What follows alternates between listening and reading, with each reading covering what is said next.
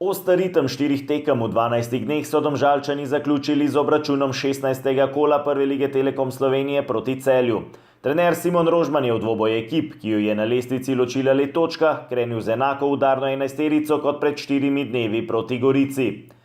Tekmo so pred 600 gledalci v športnem parku Domžale začeli nogometaši Domžal, ki so v uvodnih minutah močno pritisnili proti vratom tekmeca.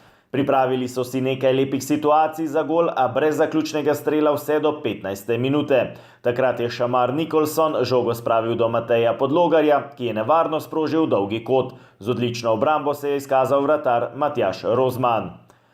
V naslednji akciji je v obrambi Celja pobegnil Nikolson. Jamajčan je sam stekel proti vratom, a ga je zaustavil stranski sodnik Adis Habibović, ki je popolnoma neupravičeno označil prepoveden položaj. V 22. minuti je Nermin Hodžić poslal natančen predložek v kazenski prostor Celja. Visoko je skočil Nikolson, ki je streljal z glavo, a brez težav za Rozmana. V nadaljevanju je bilo dogajanje na igrišču mirno, vse do 37. minute, ko je glavni sodnik Roberto Ponis prehitro pokazal rumeni karton Tilnu Klemenčiču. Slednji je 2 minuti pozneje storil še svoj drugi prekršek na tekmi in Domžalčani so na 16. tekmi državnega prvenstva v letošnji sezoni prejeli še 7. rdeči karton, že 3. proti ekipi Celja.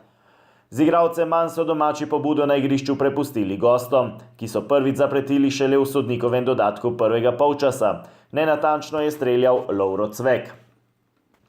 V drugem delu igre so Celjani zapretili že v prvi minuti. Po podaji Amadeja Brecla je z voleja mimo gola sprožil Mitja Lotrič. Kljub igralcu manj Domžalčani niso razmišljali le o branjenju. Po dolgi diagonalni podaji Darija Melnjaka je Nikolson z glavo podaljšal do Senjada Ibričiča. Kapetan Domžal je streljal, žoga pa je oplazila Jureta Travnarja in zletela mimo vrat. Po dobri uri igre so Celjani odločneje pritisnili proti vratom domačih. Najprej je z 25 metrov streljal rezervist Roki Štraus, 2 minuti pozneje je Vizinger na kratko podal do Janeza Piška, ki je podaljšal do Rudija Požega Vancaša. Nekdanji član Domžal je stresel okvir vrat. Le minuto pozneje pa vodstvo za goste. Štraus je z domiselno podajo žogo namestil Vizingerju, ki je z močnim strelom v dolgi kot premagal nemočnega vratarja Ajdina Mulaliča. Domžalčani so se v nadaljevanju otresli pritiska in bolj pogumno krenili po izenačenje.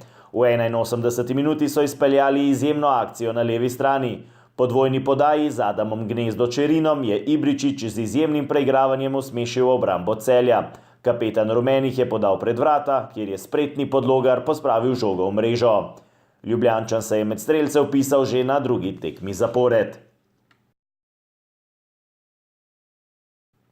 V 88. minuti je povsem brez potrebe znova v ospredje stopil glavni sodnik Roberto Ponis. Na dokaj običajno opazko Gregorja Sikoška se je odzval popolnoma neprimerno. Šokirani Sikošek je prejel rumeni karton, ostali nogometaši rumenih pa so poskušali pomiriti razjarjenega delivca pravice.